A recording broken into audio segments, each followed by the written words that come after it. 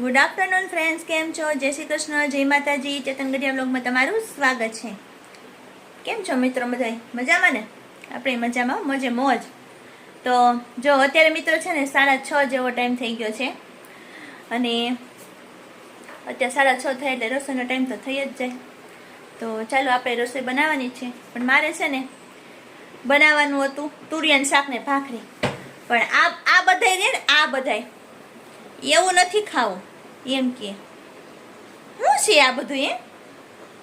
કાઈ છે નહીં. તો તૈયાર કેમ થાવ છો? ઘરે બેઠા તૈયાર નો થાવ. નહીં સ્કિન ઓઈલી થઈ ગઈ છે. તો ઓઈલી થી જ મોઢું ધોવાનું, પાવડર ના લગાવવાનો હોય. પાવડર છે લગાડી દો ને એટલે પાછું રહે. એટલે એના માટેની દવા હોય તો કેજો. આ ઓઈલી સ્કિન માટેની કઈ ક્રીમ બ્રીમ હું કહું એક દવા, દિવસમાં 10 વાર મોઢું ધોવો. જો સ્કિન ઓઈલી રહે તો તમારે મને કેવું? તારી દવા નથી. તારી દવા ન જોતી તો કાઈ ન જોતી હોય તો હવે જમવાનો ચેતન હું બનાવું ઈ તો કયો મને. તુરિયાનું શાક ને ભાખરી, દાબેલી બનાવી.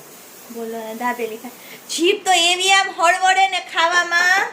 એક દી દાબેલી ખાવી હોય ને એક દી ભજીયા ખાવા હોય. તમે જોવો છો ને હમણાં કે શાક રોટલા તો કોઈ ભાવતા જ નથી. બોલો, બાપ દીકરી બે નહીં. ઓલી એમ કહીને કંઈક મમ્મી આજ કંઈક ખારું બનાવજો. બોલો, આ એમ કે મારે શાક ભાખરી નથી ખાવી. એવું થોડું હાલે? વખાણ છે ને આમ દિલથી થવા જોઈએ. હું તમને કહું, તમે મારા વખાણ કરો, એ વખાણ ન કહેવાય. દિલથી વખાણ થાય ને કે ખુશ થઈને વાહ શું દાબેલી બનાવી હતી. ત્યારે તમે મારી છોકરી એક જ કરે છે વખાણ એમ દિલથી. એમ? હા, એમ એવું જ છે. સાચું કહેજો મિત્રો, એવું જ છે ને. એવું રાખો, બીજું શું. આપણે કઈ રામ ભગવાન તો નથી કે છાતી ચીરીને બતાવી દઉં કા? હનુમાન ભગવાન તો નથી કે છાતી ચીરીને રામ ને સીતા દેખાડવી.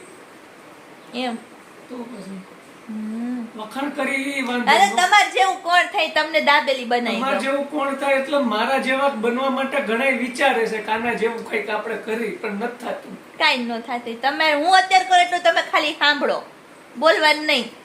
કારણ કે મારો વારો વિડીયો બાપ બોલવામાં જ આવે છે. મારો વારો ન થતો, આનો વારો એમ કે વિડીયોમાં તો હું હવે એમ જ કહીશ મારો વારો છે ને એટલે બોલવાનું બંધ. બસ તમારે આમ આંગળી જ રાખવાની. આંગળી મોઢા ઉપર આંગળી તમારે આમ જ રાખવાની. હું કોણ ત્યારે તમારે બોલવાનું, બરોબર? ઠીક છે, ઓકે. જો હવે છે ને દાબેલી બનાવી દઉં, બરોબર? ખાઈ લેજો અને ખાઈને પાછા સાચા વખાણ કરજો, ખોટા વખાણ નહીં, બરોબર? હા બસ એમ. હવે બોલો નહીં, હું કોને બોલવું પડે તમારે? બોલવાનું જ બંધ. બોલવાનું બંધ નથી કીધું. હું કોણ ત્યારે બોલવાનું, હું કોણ ત્યારે ચાલુ કરવાનું એમ. એટલે મેં તમે કીધું હવે બોલો એટલે તમારે બોલવાનું. એટલે હું કઈ રોબોટ છું તું કે એમ કે? રોબોટ ને સ્વિચ હોય, તમારે થોડી છે. તમારે તો ચાલુ જ રે બોલવાનું. મારો વારો નથી આવતો બોલવાનો. આચું કીધું ને મિત્રો? આમ આમ કરશે. તો ચાલો મિત્રો, બધાની ફરમાઈશ પૂરી કરી દઈએ. આપણે તો દાબેલી ખાવીશ તો દાબેલી બનાવી દઈએ. અને તમે વિડીયો સ્કીપ કર્યા વગર જોજો એટલે તમને પણ રેસીપી જોવા મળશે કે આપણે કઈ રીતના દાબેલી બનાવીએ છીએ. તો જો આપણે દાબેલીના પાઉં લઈ લીધા છે અને કુકરમાં બટેકા પણ બાફવા માટે મૂકી દીધા છે. જો મેં સીટી થાય જ છે. બટેકા બફાઈ જાય ને પછી ઠંડા થાય ને પછી આપણે કંઈક આગળ એનો મસાલો બનાવવાનો છે ને એની તૈયારી કરશું. ચટણી માટે છે ને આંબલી અને ગોળ પણ ઉકાળવા માટે મૂકી દીધો છે. અને આ બાજુ આપણે બટેકા પણ બફાઈ ગયા છે. તો ઠંડા થાય ને એટલે આપણે એની છાલ કાઢી લઈએ. તો જો બટેકા પણ બફાઈ ગયા અને આપણે એની છાલ કાઢી નાખીએ, ઠંડા પણ થઈ ગયા. તો ચાલો હવે આપણે દાબેલીનો જે મસાલો બનાવવાનો છે ને એની તૈયારી કરી લઈએ. તો સૌથી પહેલાં તો છે ને આપણે તેલ ગરમ થવા માટે મૂકી દઈએ.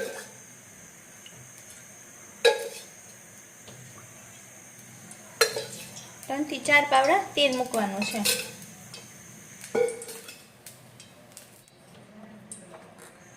તો તેલ ગરમ થઈ ગયું છે તો એમાં થોડુંક જીરું નાખશું અને થોડીક હિંગ નાખશું. પછી જે બટેકા બાફ્યા હતા ને એ નાખી દઈએ.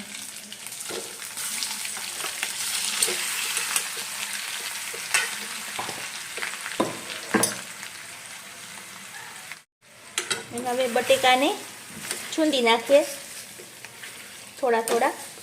પછી અમે બધા મસાલા કરશું ને ત્યારે સરખી રીતને આપણે મિક્સ કરી દઈશું બધું.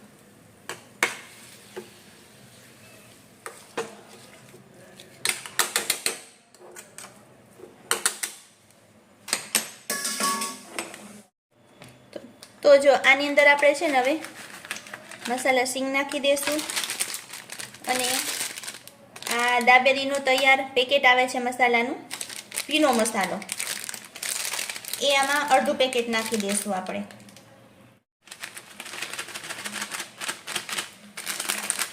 અડધું પેકેટ નાખી દેવાનું.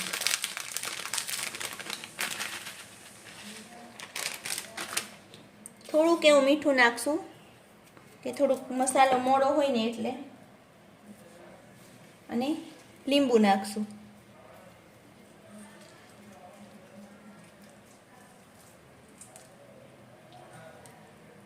તીખાશ તમને ઓછી લાગતી હોય તો એ પ્રમાણે તમે ચટણીને એવું નાખી શકો છો.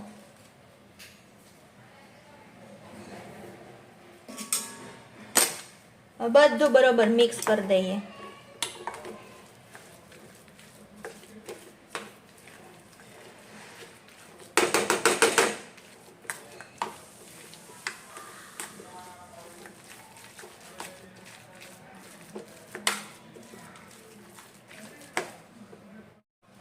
તો જો મસાલો બધો મિક્સ થઈ ગયો છે. હવે બસ છેલ્લે ખાલી ધાણા લીલા સુધારીને નાખી દઈએ. દાબેલી બનાવવી એકદમ ઈઝી છે. એને પણ મિક્સ કરી દઈએ. તો જો હવે છે ને આપણે શું કરવાનું છે, પાઉં લેવાના છે અને આ રીતના વચ્ચેથી કટ કરી લેવાના છે. આ રીતના આપણે પહેલા બધા પાઉં રેડી કરી લઈએ.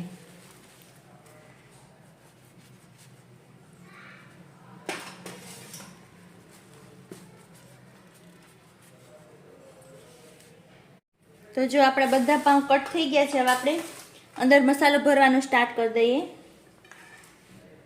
આ રીતના મસાલો લઈ અને ક્યાંય ખૂણો બાકી ના રહીએ ને, બધી સરખું ભરા જાય ને એ રીતના મસાલો ભરવાનો. અને આપણે આ સેવ લીધી છે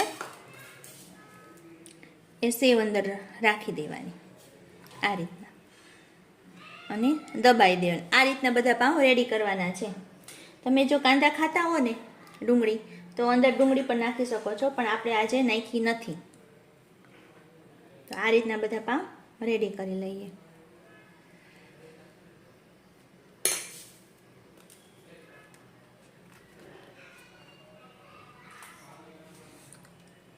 દાબેલી અંદર મસાલો ભરી દીધો છે અને એકદમ મસ્ત, એટલે મસ્ત બની ગયું છે. હવે બસ આપણે આને શેકવાની છે.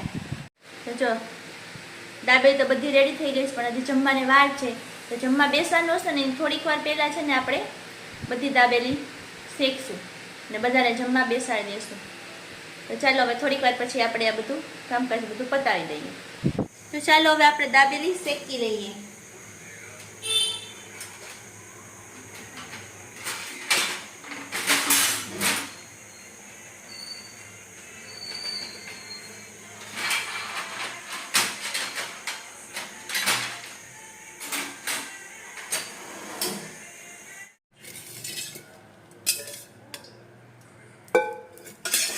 દાબેલી શેકવાનું સ્ટાર્ટ કરી દઈએ.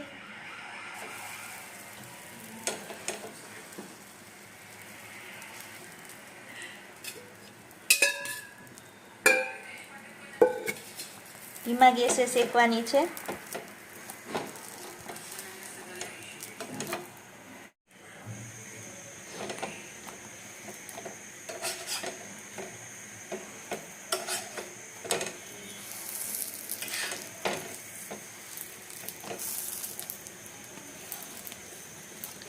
સેજ કડક થાય ને ત્યાં સુધી શેકશું આપણે.